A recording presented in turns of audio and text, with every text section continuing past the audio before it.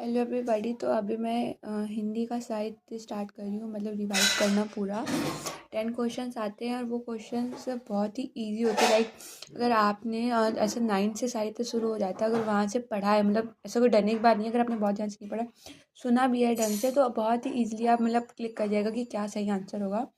Confusion क्या होती है कि जैसे कुछ कुछ क्वेश्चन में जैसे पूछ देते हैं कि कौन सा कवि है, किस काल का नहीं है, तो इसमें ज़्यादा प्रॉब्लम होती है। और ज़्यादातर रचनाएं हमने सुनी होती हैं।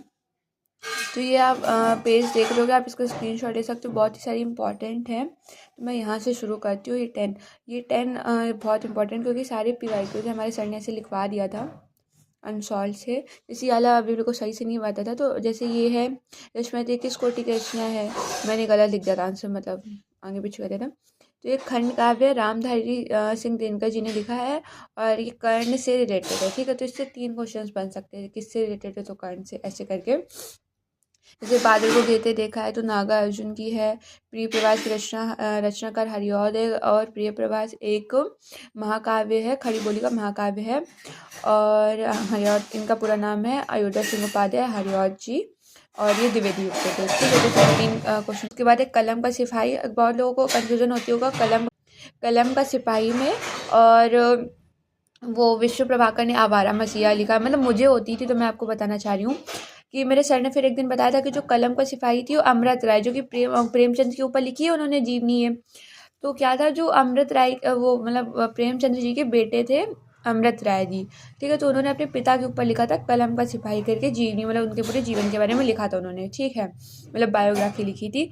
और आवारा मसीहा में क्या है, आवारा मसीहा विष्णु प्रभाकर जी ने लिखी है। किसके ऊपर लिखी है, शरद चंद्र चटर्जी की जीवनी लिखी है।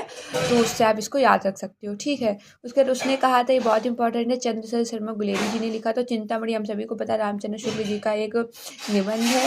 उसके बाद हिंदी नई चाल में ढली, भारतेंदु हरिश्चंद्र जी का ये क्या है, आचरण की सभ्यता निबंध के लेखक है आचार्य अध्यापक पूर्ण सिंह। बहुत बार कन्फ्यूजन क्या होती है, अध्यापक पूर्ण सिंह की जगह हम लोग संपूर्णानंद भी कभी कर देते हैं इसमें, मतलब जो जो मुझे लगता है इन सब में कन्फ्यूजन होती है, तो वो मैं आपको बता रही हूँ। और इस वाले पेज की भी आप देख सकते हो, जैसे इसका आंसर नहीं था मेरे पास तो मैंने इसमें इधर लिख दिया।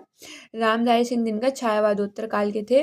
और क्या होता है ना कि हम लोग वो पद्य में जो हाँ, पद्य में हम लोग जो हमारा शुक्लोत्तर योग होता है ना गद्य में, जिसमें से राइटिंग वगैरह वो लिखते थे वंदे नाटक, तो उसको हम लोग पद्य में छायावादोत्तर काल बोल देते, तो इसमें कोई कन्फ्यूजन का नहीं होना चाहिए। उसके बाद आता है प्रगतिवाद, उसके बाद आता है प्रयोगवाद। ओके बाय, आई होप आपको ये थोड़ा सा हेल्पफुल लगा होगा।